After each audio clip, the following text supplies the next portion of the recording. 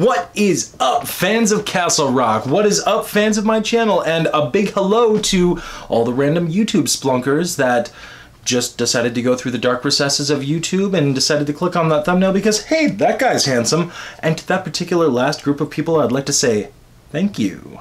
I'm actually heading to New York in a couple of hours, so I'm going to try my best to keep this a little bit more brief and not go on 20-minute tangents like I have in the past. But so let's jump right into it, man. This is Castle Rock Recap.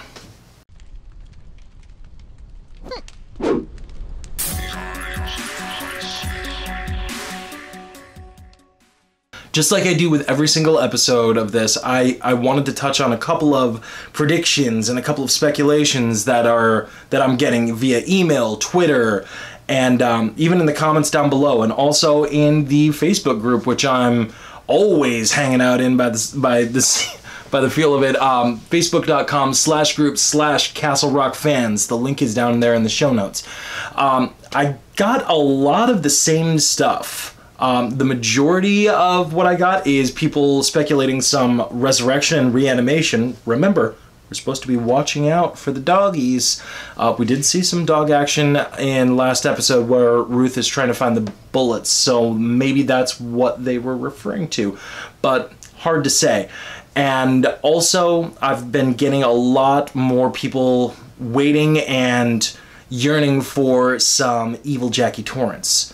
You know, people thinking Jackie's gonna go crazy and just full-on channel Jack Torrance and go crazy. Axe-wielding Jackie, I've been calling her. So, maybe we'll get some reanimation. Maybe we'll get some axe-wielding Jackie. Let's take a look. But before I jump into that, I want to give a huge shout-out to one of our fans, Site. She wrote this friggin', like, 8-volume epic comment in the show notes after last week's episode, and I want to give so much love to her.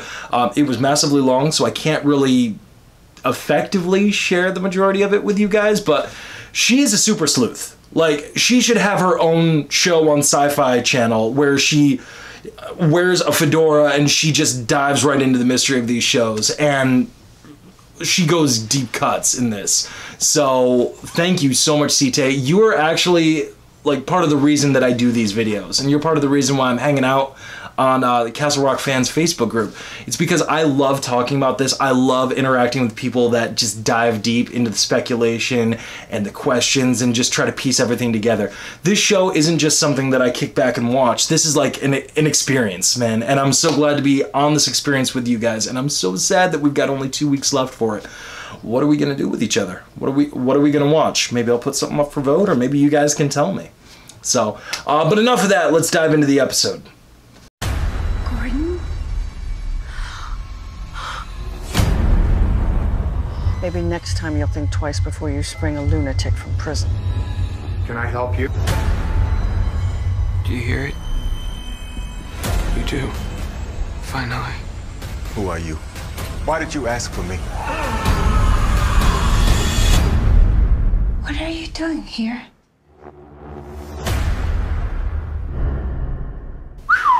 Yeah, so that happened to us. Let's start out with the beginning. This is a B&B I would go to, and I don't mean to sound macabre or anything like that, but it just seems legitimately cool to me. I love horror movies. Obviously, I love Castle Rock. So, I mean, it's not someplace my wife and I would take our kid on a vacation or something like that, but I would go to this B&B. Like, this seems legitimately awesome. And if a town had this much darkness and this much death and destruction and whatnot, sure, I'd bring holy water and, you know, get blessed before I went there, but this seems really freaking cool. But I could tell a few episodes ago that something was just not right about this couple. And we're kind of seeing that right from the word get-go here. The fact that he went flat out murderously crazy and slaughtered that other couple just because they wanted a place to crash. They didn't want to partake in his macabre, morbid curiosities and go on the tour and everything like that. You have to wonder if he was close to that mindset before he even got there. You're seeing right there at the beginning how his knuckles were like basically white on the steering wheel. And I also find it very interesting how his wife forgave him for murder, but he had not yet forgiven her for infidelities. And, oh my god, creepy, creepy, creepy. And obviously Jackie showing up, trying to show her killer knowledge while, you know, splunking around here. But first off, who the hell walks into a house like that?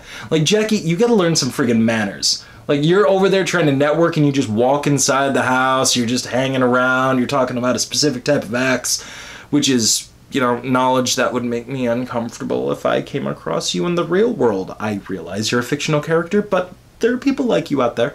But I still love you. I still love you. And obviously Jackie knows that there's something up. And she seems a little bit worried, but let's be honest, she's a little bit excited too. I mean, she even confessed a few episodes ago that she misses and yearns for the days where Castle Rock was this evil town and all of these murders and all of these killers were all around, and the place is so boring now. You know she's down for this. You know that she's interested, which is probably why she's snooping around later on. One heartbreaking thing that's taking place in this episode is Ruth not realizing that Alan is dead. She thinks that she killed Henry's father. And especially after watching last week's episode several times, that got to me.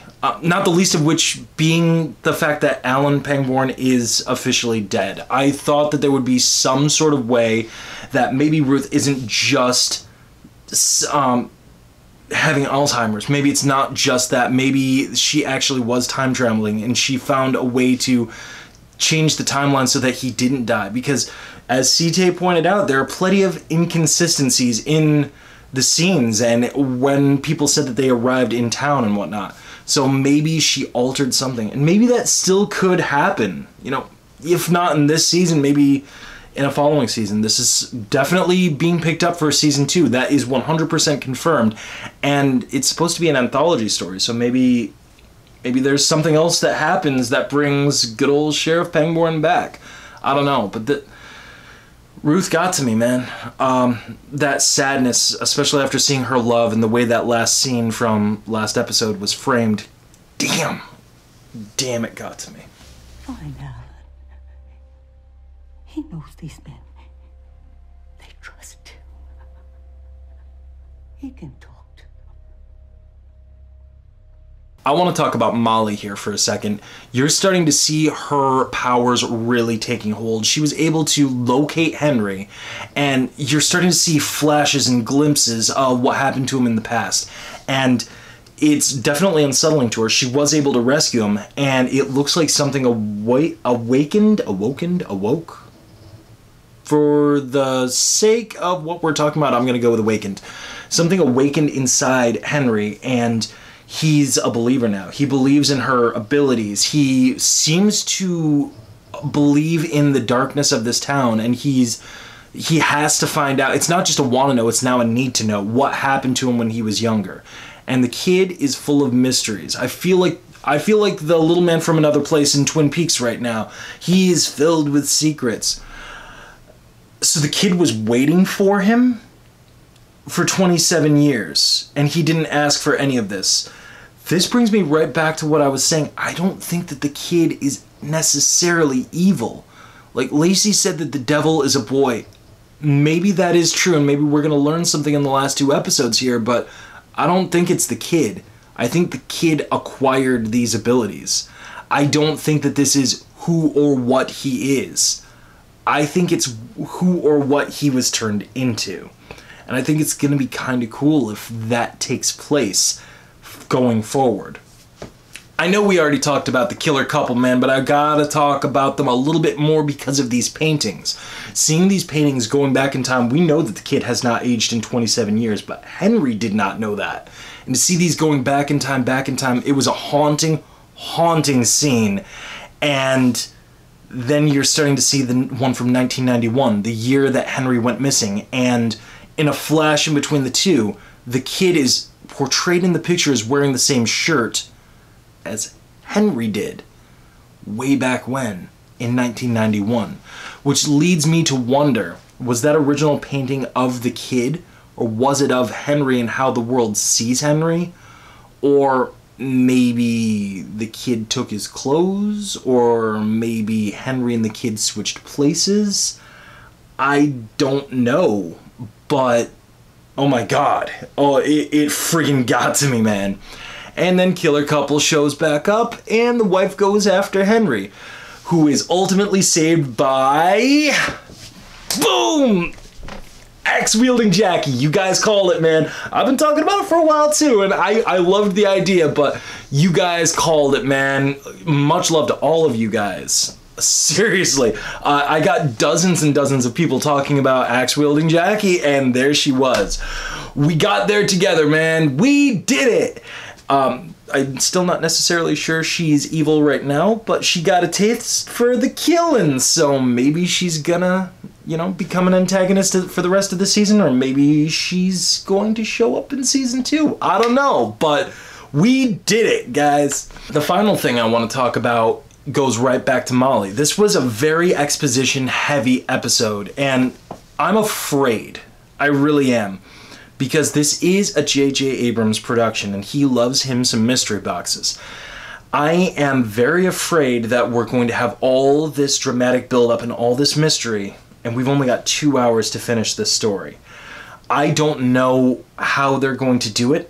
I just pray that we get at least a little bit of resolution. So, when Molly is talking with the kid, you're starting to get the sense that this kid has been around for a while. Maybe, in fact, he was 27 at the time of Henry's disappearance. Maybe he was some sort of vagabond. He said that he was living in the woods watching her. Maybe he was drawn to her. And then he drops the bomb on her. And the bomb is this: she died. Is Molly a ghost and we've been Bruce Willis'd here? Or did he bring her back and he was originally a being of good, but was changed and perverted into a being of evil? What is happening here, guys? What is happening? I have no idea, but the exposition dump in this episode was incredible, saying that he was watching her and giving all this information. He knew some very intimate details, more intimate than just seeing her through a window. He knew where she liked to sit in the room. He knew about her parents. He knew about shining the flashlight to signal Henry. I started to think for a second there that the kid was Henry and that they switched bodies way back in 1991, but I'm starting to get the feeling that that's not where they were going with this, although it would make sense because of the clothing. So I don't know, man. What do you think? Those were some key scenes for me. They got me all sorts of excited. What do you think is going to happen? Let me know in the comments below. Tweet at me. Hit me up on Facebook at Nerdynomicon, facebook.com/Nerdynomicon. Join the discussion. Facebook.com/group/Castle Rock fans. I'm hanging out there all the time, so are so many of my friends. And if you have not done so already, make sure you throw a like on here and subscribe to the channel, because there's a lot more than just Castle Rock going on here. We got film analysis, we've got more pilot reviews coming up with the new batch, and honestly, if it was not for the new batch, I would not be doing Castle Rock recap. Maybe we'll find something in the new batch that we're going to continue this on with. Who knows? But like I said, comment down there below, hit the like button, and make sure you are subscribing. All three of those things help this channel grow, helps us all get in front of more eyes, and gets more recognition for Castle Rock. Because damn it, dude, this is must-see TV, and you all are making it that way. So, I'm out of here. I'm off to New York City, but I'll see you guys next week with another Castle Rock recap. Peace!